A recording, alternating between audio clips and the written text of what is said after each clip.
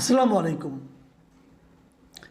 প্রিয় দর্শক, বিএনপির ভারপ্রাপ্ত চেয়ারপারসন জনাব তারেক রহমান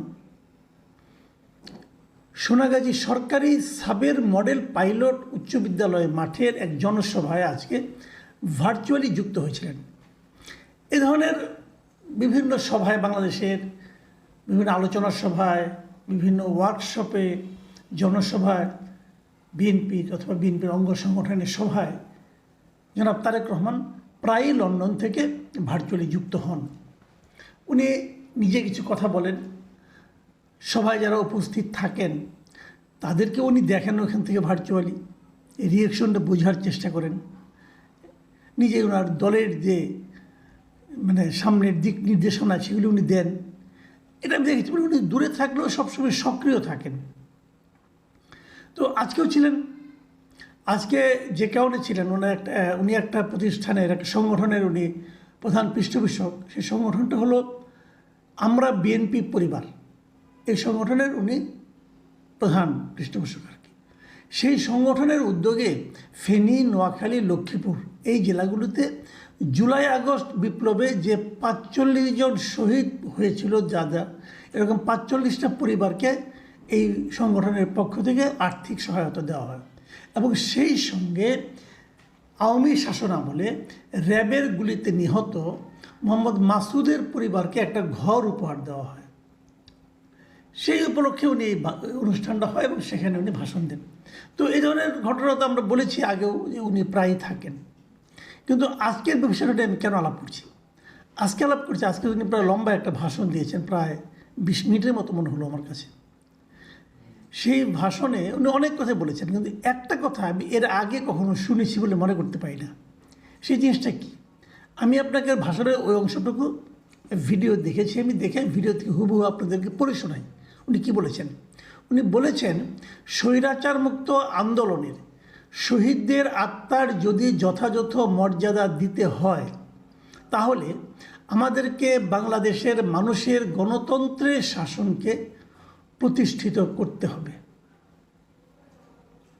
এবং যতদিন পর্যন্ত সেই গণতন্ত্রের শাসন প্রতিষ্ঠিত না হবে ততদিন পর্যন্ত আমাদের আন্দোলন অব্যাহত থাকবে। খেয়াল করুন, আমি ওনার বক্তব্য যখন শুনি আমি কিন্তু খুব খেয়াল করে দেখি যে অনেক সময় হয় না যে মেঠো বক্তৃতায় অনেক এমন কথা বলে ফেলেন যেগুলো নাকি মনে করেন নিয়ন্ত্রণহীন কথাবার্তা। অনেক সময় বলে লোকে যে এটা তো স্পন্টেনিয়াস বলেছি, এর মধ্যে অনেকগুলি মাঠের বক্তৃতা, রাজনীতির কথা, এগুলি সিরিয়াসলি না নিলেও হয়, এরকম। বাট আমি খেয়াল করেছি উনি যখন বক্তৃতা দেন উনি খুব মেপে কথা বলেন এবং এক ধরনের পরিমিতি বোধ ওনার মধ্যে আছে। এবং উনি ফাউল কথা বলেনি না একদম, বলতে গেলে আমি অন্ততপক্ষে শুনিনি। তো উনি খুবই ঠান্ডা মাথার হিসেব নিকেশ করেই বক্তৃতা দেন বলে আমি অন্ততপক্ষে গত কয়েক মাসের বক্তৃতা আমি খুব মন দিয়ে ফলো করছি। উনি বলেন, ভালো বলেন, কোনো সন্দেহ নেই। তো এই জন্যই ওনার এই যে দুটো বাক্যকে আমি প্রতিটা ওয়ার্ডে খুব সিরিয়াসলি নিয়েছি।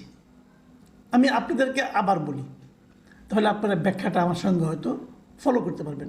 তিনি বলেছেন যে কী করতে হবে, বাংলাদেশের মানুষের গণতন্ত্রের শাসনকে প্রতিষ্ঠিত করতে হবে।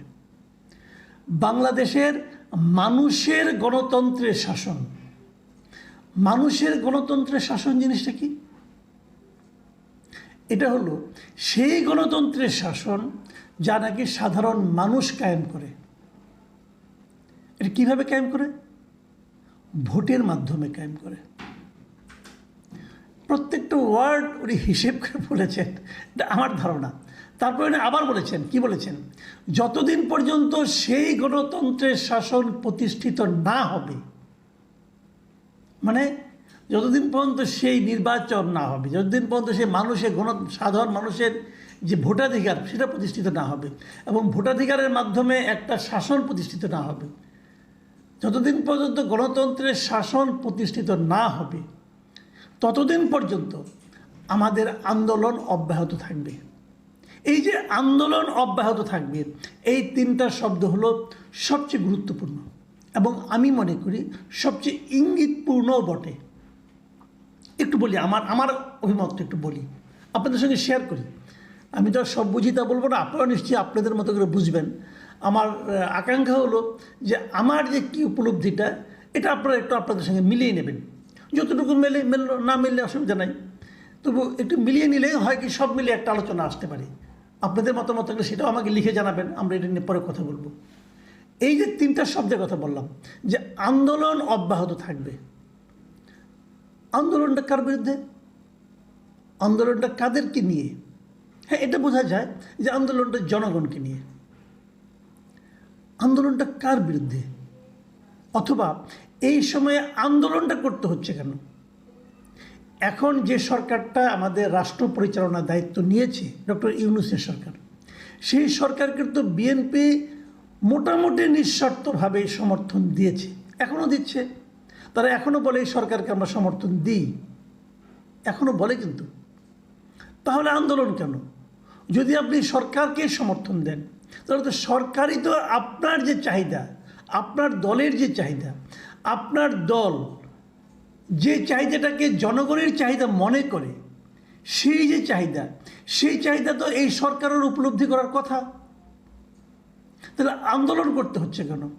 তাহলে কি বিএনপি মনে করছে যে এই সরকার এখন আর তার দলের চাহিদাকে মূল্যায়ন করছে না?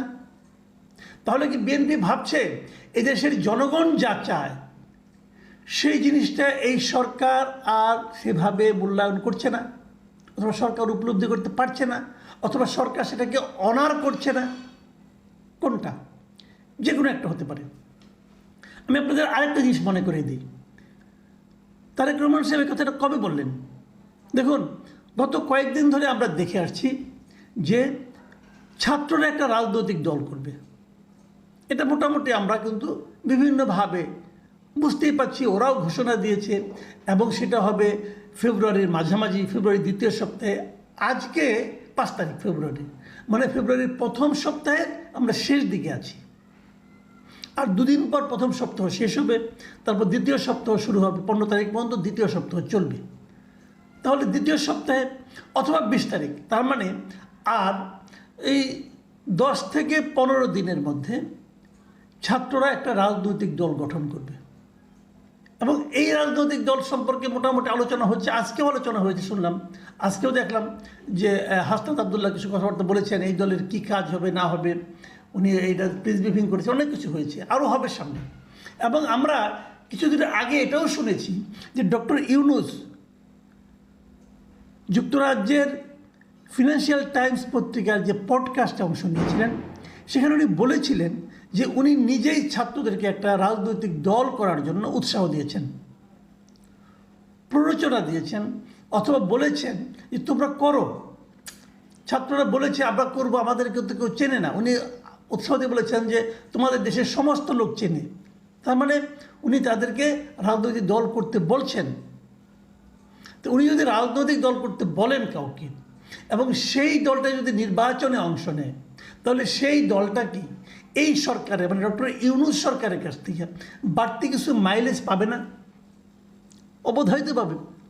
কারণ সেই দলটাকে তো ডক্টর ইউনূসই চাচ্ছে করার জন্য। ডক্টর ইউনূসের পছন্দের যে দলটা হবে, সেই দলটা অবশ্যই ডক্টর ইউনূসেরও পছন্দ হবে, তার সরকারেরও পছন্দ হবে। আবার এর মধ্যে এটাও আমরা শুনেছি, তার মানে ডক্টর ইউনূসের কিন্তু নির্দলীয় চেহারাটা আর থাকছে না। খেয়াল করুন, ডক্টর ইউনূসের নির্দলীয় চেহারাটা আর থাকছে না।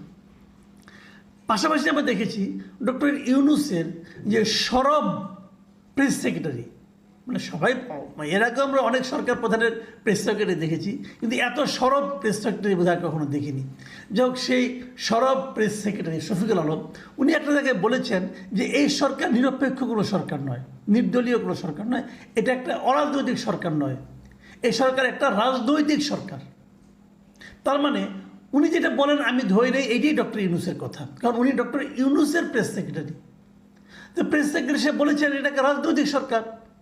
তাহলে তো এই সরকারের অরাজনৈতিক, নির্দলীয়, নিরপেক্ষ যে চরিত্রটা, সেটা থাকছে না। কিন্তু তাহলে যদি না থাকে, তারা যদি একটা দলের পক্ষে কথা বলতে শুরু করেন, তাহলে তো অপর একটা রাজনৈতিক দল, দেশের বৃহত্তম একটা রাজনৈতিক দল, যা বাংলাদেশের জাতীয়তাবাদী দল, সেই দলের প্রধান হিসাবে তারেক রহমানের উদ্বিগ্ন হওয়ার যথেষ্ট কারণ আছে।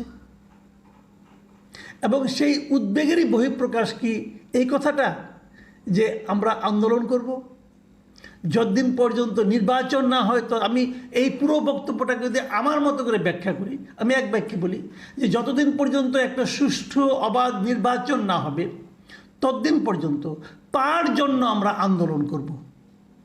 কার বিরুদ্ধে করব সেটা উনি বলেননি, কিন্তু আমরা বুঝে নিতে পারি যারা এই কাজে বাধা দিবে অথবা যারা এই কাজকে বিলম্বিত করার চেষ্টা করবে তার বিরুদ্ধে করব। এখন যদি ডক্টর ইউনূস সরকার বাধা দেয় তাহলে তার বিরুদ্ধে হবে। বিষয়টা কিন্তু আর সহজ সরল থাকলো না। এখন একটা রাজনৈতিক টানাপোড়েনের মধ্যে কিন্তু আমরা আমাদের জাতি আমাদের দেশ পড়ে গেল। রাজনৈতিক টানাপোড়েনের মধ্যে দেশ পড়াটা আমি খুব একটা অস্বাভাবিক এবং মানে অনাকাঙ্ক্ষিত বলে মনে করি না, এটা হবেই। আর একটা নির্বাচন যখন সামনে ঘনিয়ে আসবে রাজনৈতিক দলগুলো যার যার মতো করে অগ্রসর হবে, এটার মধ্যে কিন্তু অস্বাভাবিক কিছু নয়।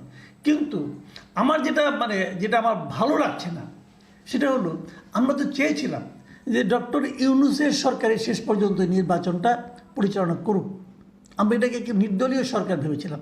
আপনারা মনে করতে পারবেন এই মির্জা ফখরুল ইসলাম আলমগীর কিন্তু বলেছিলেন যে যদি এই সরকার তার অরাজনৈতিক চরিত্র হারিয়ে ফেলে তাহলে একটা নতুন অরাজনৈতিক সরকারের অধীনে নির্বাচন হবে। উনি কিন্তু এই ধরনের একটা কথা বলেছিলেন।